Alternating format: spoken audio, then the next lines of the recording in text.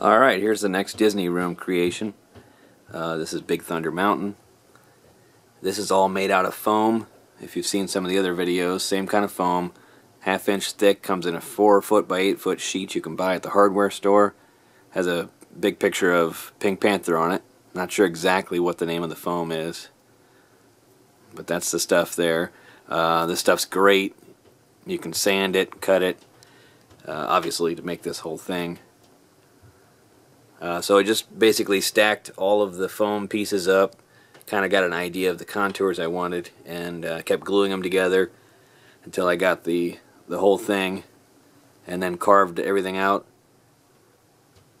with a saw that I had. And after I had it all carved with the basic shape, painted a couple coats of plaster over it to smooth it out because the foam was pretty rough at that point. So a few sandings and a few coats of plaster to even things out. And then I went back and did a dry brush technique over the rocks once it was done. Not sure if you can see on here or not, but the stones are various colors. Dry brush technique is really cool for this kind of a thing. There's all kinds of things on YouTube you can look up about dry brushing techniques, so I won't bore you with that. Anyway, so this is all foam. Down here we've got the tracks that are 1/8 inch round bar. You can get that at the hardware store as well. And they're easy enough, you know, it's thin enough where you can bend it by hand. Just bent those around. The trusses and the railroad ties are actually wood, and those have a dry brush on them as well. I don't know if you can see back into the tunnel a little bit, but there's some timbers that are holding the tunnel up.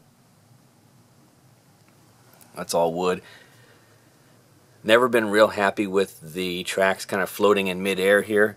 So at one point I was calling this finished, but now that I know that I can cut the styrofoam on the table saw, you can get it pretty thin, and then it's pretty flexible at that point. So I'm going to build a bridge to kind of hold this track up. Now you can see some of the railroad ties on the bridge or on this part of the track are falling off. So I'm going to build a bridge to go underneath there. So this was done at one point, but I was never real happy with that, so we're going to go ahead and put a bridge under here to hold that. If you've ever ridden the version of Big Thunder Mountain at Disney World in Orlando, they've got, when you're coming back into the station, if you look to your right before you get back to the station, there's some gears laying on the ground, and they're in the shape of some Mickey Mouse ears. So that's what the gears laying here is all about. So that is Big Thunder Mountain. I also got show you this next one here, Splash Mountain.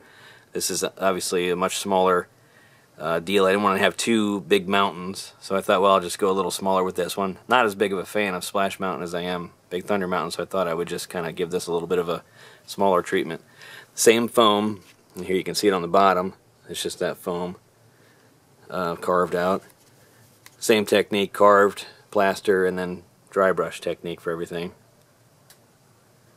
I realize it's not really a mountain when you look at it in Splash Mountain's not really a mountain if you look at it. It's supposed to be, I think, like roots underneath a tree or something, but I just went with the same rock technique just because I kind of had perfected it and it was kind of fun to do, so I let it go at that. So there's Splash Mountain and Big Thunder Mountain.